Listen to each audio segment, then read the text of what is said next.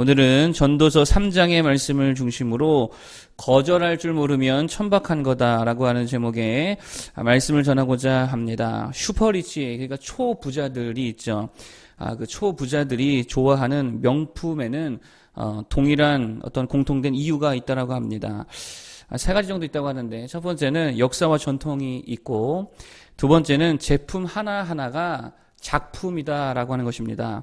그런 탁월함이 있다는 거죠. 자, 세 번째는 그들만의 프라이드가 있더라라고 하는 것입니다. 그러니까 명품의 특징이 뭐냐? 명품이 명품이라 불리는 이유가 뭐냐? 전통이 있고 탁월하고 프라이드가 있다라고 하는 것입니다. 우리 인생도 비슷하다고 생각합니다. 우리 인생이 평범한 인생이 아니라 명품 인생이 되기 위해서는 마찬가지로 이 세 가지 정도가 필요한 것 같습니다. 전통이 필요하고요, 탁월함이 필요하고, 프라이드, 자긍심, 이 정도가 있어야 된다는 것입니다. 이 세 가지를 오늘 살피기를 원합니다. 첫 번째로 명품 인생이 되기 위해 전통이 필요하다라고 하는 거예요. 15절 한번 읽어볼까요? 15절. 자, 15절 한번 읽어보겠습니다. 시작. 이제 있는 것이 옛적에 있었고 장래에 있을 것도 옛적에 있었나니 하나님은 이미 지난 것을 다시 찾으시느니라. 아멘. 하나님께서 사람들에게 찾으시는 게 있다라고 말하죠. 그게 뭐라 그래요? 이미 지난 것들, 그러니까 과거로부터 전수되어 오던 것들 중에서 찾으시더라라고 하는 거예요. 과거로부터 전수되던 걸 전통이라고 부르죠.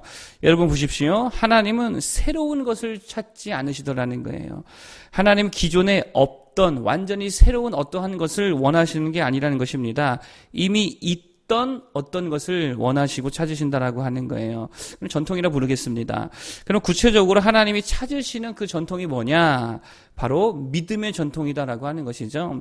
하나님이 무엇을 원하시느냐? 이 믿음의 전통이 전수되어지고 유지되어지고 계승되기를 원하신다라고 하는 거예요.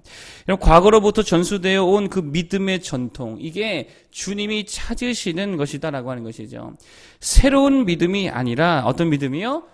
과거로부터 전수된 믿음이 이게 중요하다는 거예요. 그래서 구약도 신약에도 이런 표현이 있잖아요. 아브라함의 하나님, 이삭의 하나님, 야곱의 하나님이다. 이게 무슨 말입니까? 아브라함의 믿음, 그것을 누가 전수받아요? 이삭이 받아서 이삭의 믿음이 되고, 또 전수받은 야곱이 그 믿음을 소유하고, 그렇게 전수되어 온 믿음이 기독교 믿음이고 지금 우리들의 믿음인 줄로 믿습니다. 여러분, 이 믿음은요, 이 시대, 현 시대에서 새롭게 발견된 새로운 믿음이 아니라는 거예요. 새로운 믿음이 되면 됩니까? 안 됩니까? 안 되죠. 오히려 우리는 새로운 믿음을 가진 자들을 뭐라고 부르죠? 그쵸, 이단이라 부릅니다. 이단은 다른 거 아닙니다. 과거로부터 전수된 이 믿음이 아니라 전혀 새로운 믿음, 그게 이단이죠. 따라서 우리가 명품 인생, 명품 믿음이 되기 위해 갖춰야 될 게 뭐냐면 이 전수된 믿음의 전통을 붙들어야 된다라고 하는 거예요. 괴테가 이용한 필기구로 유명한 파버 카스텔이라고 하는 명품 필기 도구가 있다고 합니다. 여러분 아실지 모르겠어요. 저도 이번에 책을 통해서 봤는데 명품 중에 명품이래요. 그래서 아까 제가 말한 게 명품 중에서 그 펜 하나에 비싼 건 이게 한 1,000만 원도 넘는다 그래요. 펜 하나에 1,000만 원. 이 파버 카스텔이 근데 명품인 이유는요, 펜을 제조하는 과정에서 이들이 포기하고 있지 않은 어떤 전통이 있다는 거예요. 그게 뭐냐면 일단은 장인들의 수제로 다 만든다는 거예요. 하나하나를 수제로 만들고, 그리고 굉장히 희귀한 소재를 사용한다는 거예요.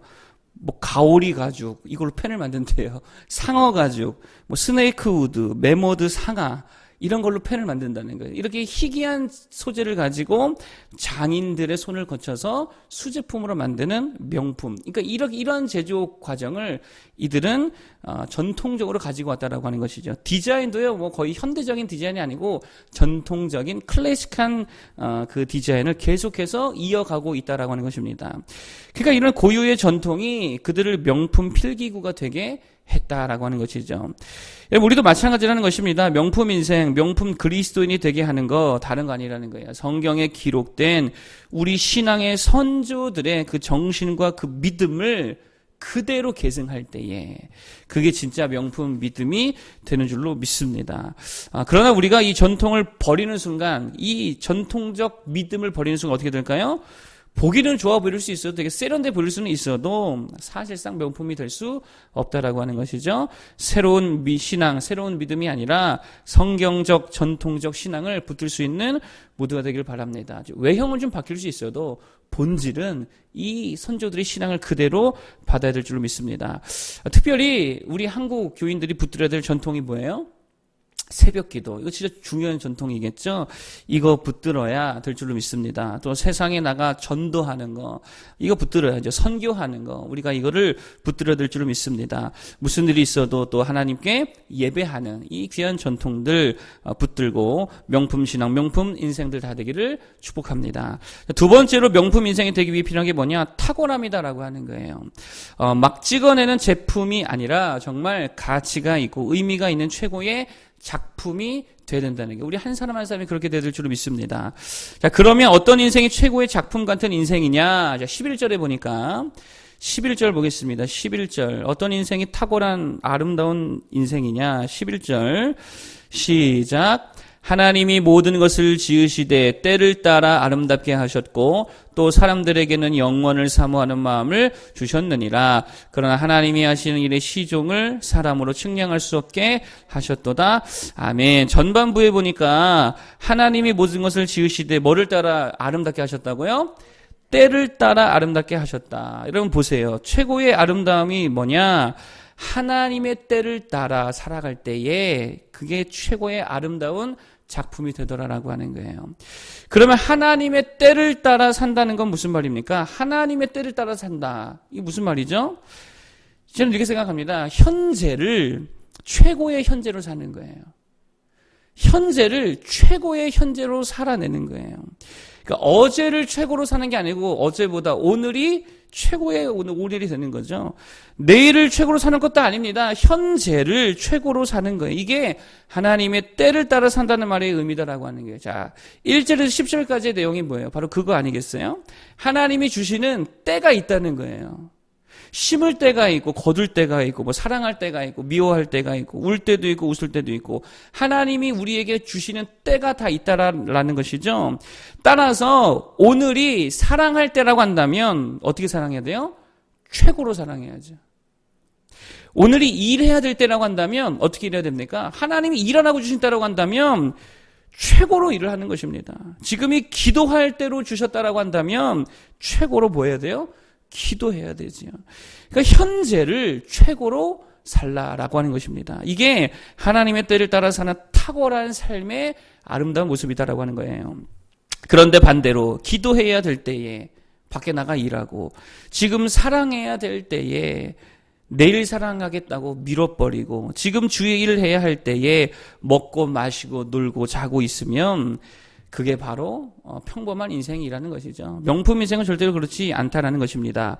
언제나 지금을 최고로 살기를 바랍니다. 내가 가진 최고의 역량으로 지금을 살아내야죠. 그게 명품 인생인 줄로 믿습니다. 내일 최고가 되겠어가 아니고 오늘을 최고로 사는 거예요. 지금을 최고로 믿는 거죠. 지금 최고로 사랑하는 거죠. 지금 최고로 주의 일을 감당하고 지금 마음과 뜻과 정성으로 최고의 예배를 드리는 거죠. 내일 나는 더 좋은 예배를 드리겠다. 아니요. 오늘 하나님 앞에 최고의 예배를 드려야 될 줄로 믿습니다. 그게 탁월함 그리고 아름다움 명품 인생이다라고 하는 거예요. 마지막 세 번째로 명품 인생이 되기 위해 필요한 게 뭐냐? 자긍심, 프라이드라 그랬죠. 자, 22절입니다. 한번 읽어보겠습니다. 22절. 자, 22절을 읽어보겠습니다. 시작. 그러므로 나는 사람이 자기 일에 즐거워하는 것보다 더 나은 것이 없음을 보았나니 이는 그것이 그의 몫이기 때문이라. 아, 그의 뒤에 일어날 일이 무엇인지를 보게 하려고 그를 도로 데리고 올 자가 누구이랴? 아멘. 그러므로 나는 사람이 자기 일에 즐거워하는 것보다 더 나은 것이 없음을 보았다. 무슨 말입니까? 자기 일에 대한 뭐가 있다는 거예요? 프라이드가 있다는 거죠. 자긍심이 있다는 거죠. 그게 명품 인생이더라라고 하는 거예요. 롤스로이드라는 차를 아십니까? 뭐 TV에서 한 번 정도 본 것 같아요. 롤스로이드에 엄청나게 강한 프라이드가 있다 그래요. 그게 뭐냐? 우리 차는 아무나 탈 수 없는 차다라고 하는 프라이드가 있다라고 합니다. 자긍심이 어마어마했다는 거예요. 그래서 한때는요, 뭐 지금은 이렇지 않지만 한때는요, 엘비스 프레슬리가요, 이 차를 구매하려 했다 그래요. 그런데 자격이 되지 않는다 그랬대요. 당신 정도로는 자격이 안 됩니다. 엘비스 프레슬리 엄청 유명하잖아요. 그런데 그 정도 갖고는 안 됩니다. 우리는 더 귀한 사람들이 타는 차인데, 그래서 거절했다는 거예요. 그만큼 프라이드가 엄청나게 강하더라라고 하는 거예요. 거절할 줄 알더라라고 하는 것이요. 프라이드가 뭐죠? 거절할 줄 아는 거예요. 우리도 마찬가지라는 것입니다. 우리가 누구입니까? 하나님의 아들이잖아요. 하나님의 형상이잖아요. 예수 그리스도의 거룩한 형제들이잖아요. 그러면 뭐가 있어야 됩니까? 프라이드가 있어야죠. 자긍심이 있어야죠. 그러면 거절할 줄 알아야죠. 돈이라고 덥석 잡는 게 아니고, 돈도 믿음 앞에서는 거절할 줄 알고, 믿음의 프라이드를 가지고 좋은 직장도 때로는 거절할 줄 알고, 세상이 주는 좋은 기회라 할지라도 믿음에 대한 프라이드가 있기 때문에 때로는 거절할 줄도 알아야죠. 돈 몇 푼에 믿음 팔고 세상 즐거움 때문에 주의 일을 포기하고, 그러면 여러분 그렇게 세상을 거절하지 못하면 그게 바로 천박함이다라고 하는 것입니다.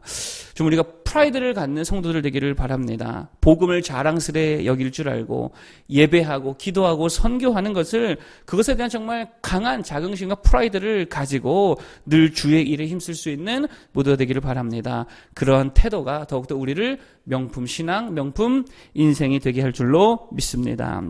자, 오늘 명품 인생이 되기 위한 세 가지를 말씀드렸습니다. 첫 번째, 믿음의 전통을 지켜나가자라 그랬죠.